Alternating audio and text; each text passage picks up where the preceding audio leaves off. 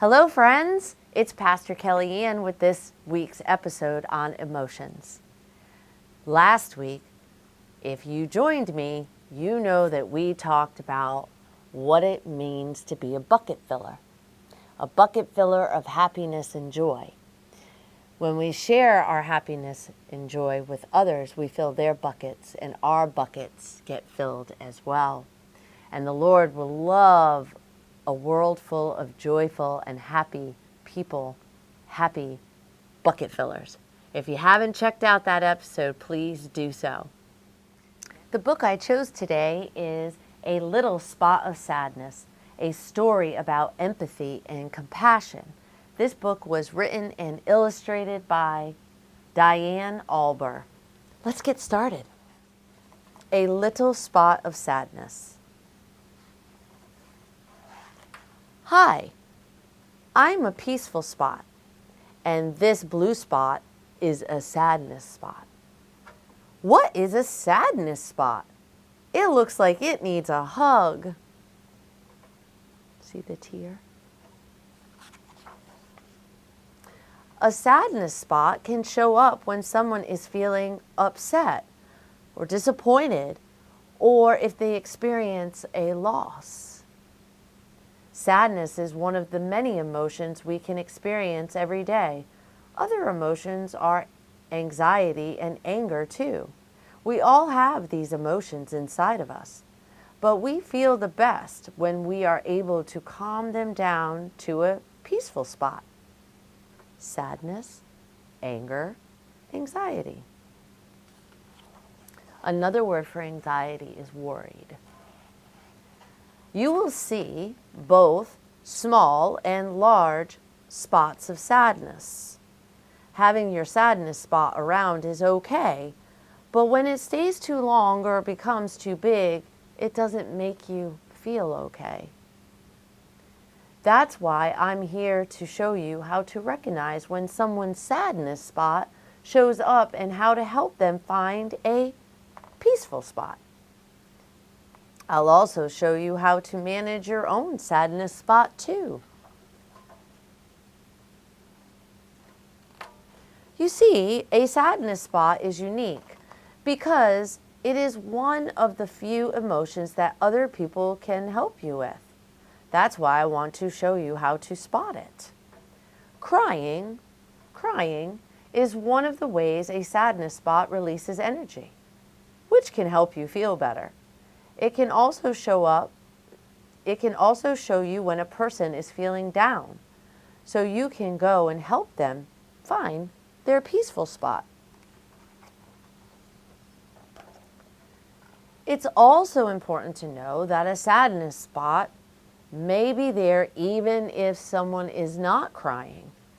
You can look at their body language too. If you see someone frowning or moping, their sadness spot is definitely nearby.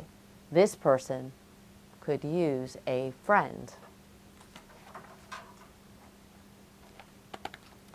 Loneliness can cause your sadness spot to get bigger too. If you see someone who could use a friend, ask them if they are okay and be there to listen. If you have experienced what they are going through, let them know they are not alone and you are there for them. You are calming their sadness spot with empathy. And empathy means understanding what the person is going through. It can be common to see an anxiety spot with a sadness spot, like when a new kid arrives to class. They may be worried and sad at the same time. You can help them feel more welcome by saying hello and introducing them to your friends. You are calming their sadness spot with compassion. Compassion, which means to assist and relieve someone's sadness and worry. You can say things like this. The person says, I miss my friends. What if I don't fit in? Sadness and anxiety. You can say, "Hello, you can come hang out with me."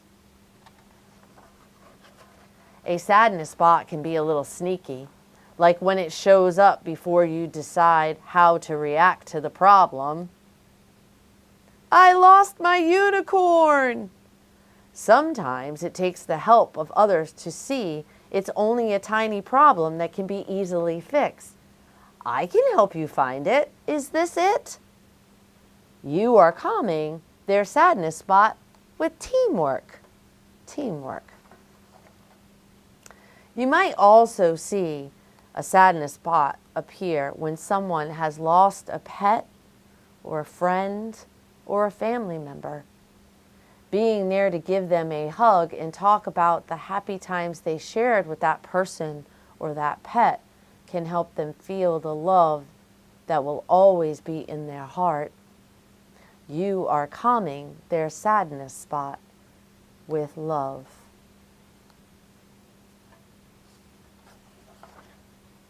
Sometimes you might see a sadness spot show up when someone misses a loved one who is far away.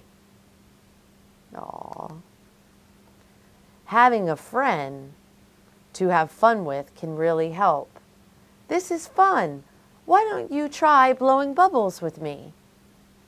You are calming their sadness spot with friendship. There are ways to calm your own sadness spot, too. Some days you just feel sad and you aren't really sure why. When you feel like being alone or no one's there to comfort you, music, listening to music, drawing pretty pictures, and writing can help relax your mind. You are calming your sadness spot with creativity. And another way to calm your sadness spot is through prayer. And you can pray while listening to music, while drawing and writing. If your sadness spot won't go away, I have a trick you can try. Look at your hand.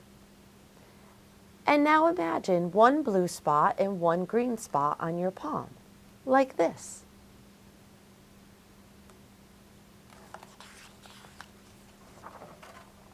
Repeat after me. Circle the spots in the middle of your palm. Count the swirls down to calm. Circle the spots in the middle of your palm. Count the swirls down to calm. Around and around and around twice more. 1, then 2, then 3, then 4.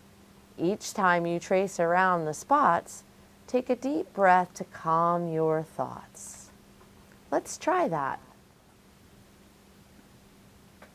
Circle the spots in the middle of your palm. Count the swirls down to calm. Round and round, round twice more. 1,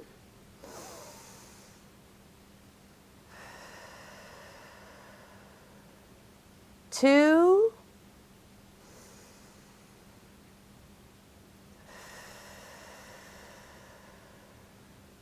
3,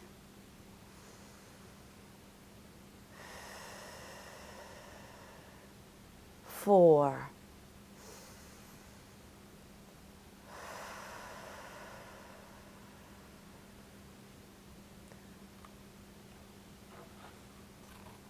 I'm so glad to see that you've learned how to calm down sadness spots. Always remember our little trick. Circle the spots in the middle of your palm. Count the swirls to calm. Round and round twice more. 1, then 2, then 3, then 4. Remember, friends, each time you circle your spots, take a deep breath to calm your thoughts. Now, wasn't that a wonderful book?